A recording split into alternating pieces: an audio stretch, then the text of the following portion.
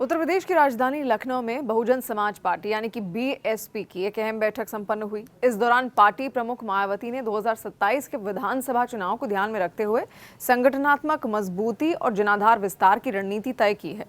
मंगलवार को हुई बैठक में देश भर से आए पदाधिकारियों और कार्यकर्ताओं को स्पष्ट संदेश दिया गया कि पार्टी को जमीनी स्तर पर सक्रिय और प्रभावी बनाना होगा। इसके अलावा बैठक में संगठन की वर्तमान स्थिति की विस्तृत समीक्षा भी की गई। बसपा सुप्रीमो मायावती ने कहा कि केवल राजनीतिक बयानबाजी से नहीं बल्कि बूथ स्तर तक मजबूत नेटवर्क खड़ा कर ही पार्टी को दोबारा सत्ता के करीब लाया जा सकता है। उन्होंने कार्यकर्ताओं को मेहनत, अनुशासन और निष्ठा के साथ काम करने के निर्देश देते हुए कहा कि जनता की उम्मीदों पर खरा उतरना ही बीएसपी की प्राथमिकता होनी चाहिए। आर्थिक और जमीनी मजबूती पर जोर देते हुए उन्होंने पार्टी फंडिंग और संसाधनों के पारदर्शी उपयोग की भी बात कही है। साथ ही जनाधार बढ़ाने के लिए गांव-गांव और शहर-शहर में सक्रिय संपर्क अभियान चलाने का आह्वान भी किया है। इस दौरान बसपा सुप्रीमो मायावती ने केंद्र और राज्य की बीजेपी सरकार पर निशाना साधते हुए महंगाई, बेरोजगारी और बढ़ती जीवन यापन लागत को लेकर गंभीर चिंता भी जताई। उन्होंने कहा कि गैस सिलेंडर, पेट्रोल और डीजल की बढ़ती कीमतों ने आम आदमी, खासकर गरीब और मेहनतकश वर्ग की कमर तोड़ दी है। सरकार पर उदासीनता का आरोप लगाते हुए उन्होंने कहा कि जनता के मुद्दों पर गंभीरता से काम करने की जरूरत है। बैठक में यह भी तय किया गया कि बीएसपी आगामी चुनाव में आपराधिक छवि वाले लोगों को टिकट नहीं देगी। प्रत्याशियों के चयन में सर्व समाज के प्रतिनिधित्व को प्राथमिकता दी जाएगी, जिससे सभी वर्गों को बराबरी का अवसर मिल सके। मायावती ने स्पष्ट किया कि पार्टी की राजनीतिक सामाजिक संतुलन और न्याय पर आधारित ही रहेगी। इसके अलावा 14 अप्रैल को डॉक्टर भीमराव अंबेडकर की जयंती के अवसर पर लखनऊ में भव्य कार्यक्रम आयोजित करने का ऐलान भी किया गया है, जिसमें बड़ी संख्या में कार्यकर्ताओं के जुटने की उम्मीद है। इस बार नोएडा के बजाय लखनऊ को कार्यक्रम का केंद्र बनाकर पार्टी ने प्रदेश की राजनीति में अपनी सक्रियता का संदेश देने की कोशिश भी की है। आरक्षण के मुद्दे पर भी मायावती ने केंद्र और राज्य सरकारों को घेरा है। उन्होंने महिला आरक्षण में कमजोर और पिछड़े वर्गों को उचित हिस्सेदारी देने की मांग उठाई और कहा कि बिना सामाजिक न्याय के कोई भी नीति अधूरी है। पार्टी सूत्रों के मुताबिक बसपा सुप्रीमो मायावती पार्टी कार्यकर्ताओं से बूथ स्तर तक की कमेटियों की स्थिति, टारगेट की प्रगति और संगठनात्मक कार्यों की रिपोर्ट लेंगी। हाल के दिनों में बसपा ने संगठन को मजबूत करने और बहुजन एकता पर जोर दिया है।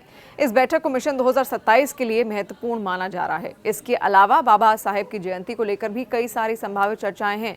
पार्टी पूरे जोर शोर से इस कार्यक्रम को मनाती रही है और इसके साथ ही कार्यकर्ताओं और पदाधिकारियों को और अधिक सक्रिय होने और लोगों के बीच जाने के निर्देश भी मिल सकते हैं।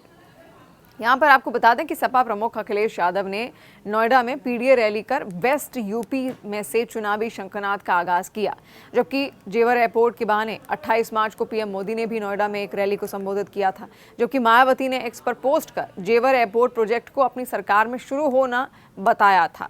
बीते कुछ दिनों में जिस प्रकार प्रदेश में राजनीतिक सरगर्मियां बढ़ी हैं, उससे अंदाजा लगाया जा सकता है कि पार्टियों ने अभी से विधानसभा चुनाव के लिए अपने पक्ष में माहौल बनाना शुरू कर दिया है।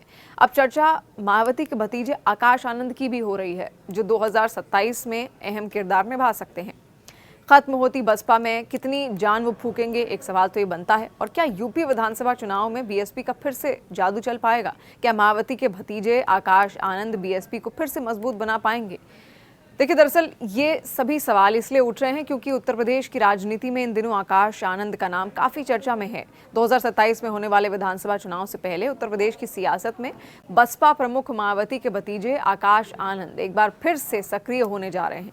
उनके रोड शो और जनसभाओं का रोड मैप भी तैयार हो गया है, जिसके बाद अब एक बार फिर से ये सवाल उठने लगा है कि क्या खत्म होती बसपा में जान वो फूंक सकेंगे या फिर नहीं। उत्तर प्रदेश में बहुजन समाज पार्टी अपने वजूद को बचाने के लिए पंचायत चुनाव और विधानसभा चुनाव में भी अपनी पूरी ताकत झोंकने की तैयारी में देखिए जुटी थी। इसके तहत मार्च महीने से ही पार्टी के राष्ट्रीय संयोजक आकाश आनंद की प्रदेश भर में जनसभाओं और रोड शो आयोजित करने का कार्यक्रम भी यहां पर तय किया गया था। पार्टी के युवा चेहरे के रूप में वो संगठन को मजबूत करने के साथ ही मूल वोट बैंक को भी संगठित करने की मुहिम लगातार अब आगे भी चलाएंगे, ये कहा जा रहा है। और सूत्रों की माने तो बसपा सुप्रीमो मायावती की अंतिम मुहर के बाद इसकी तैयारी अब शुरू कर दी जाएगी। तो आपको क्या लगता है कि साल 2027 उत्तर प्रदेश की सियासत के लिए आखिर कैसा होगा? बीजेपी फिर से सत्ता में कायम रहेगी या फिर कुछ बदलाव या परिवर्तन होता हुआ आप उत्तर प्रदेश में देख रहे हैं? समाजवादी पार्टी या फिर बीएसपी या फिर बीजेपी, आपके मुताबिक कौन? कमेंट में बताइए।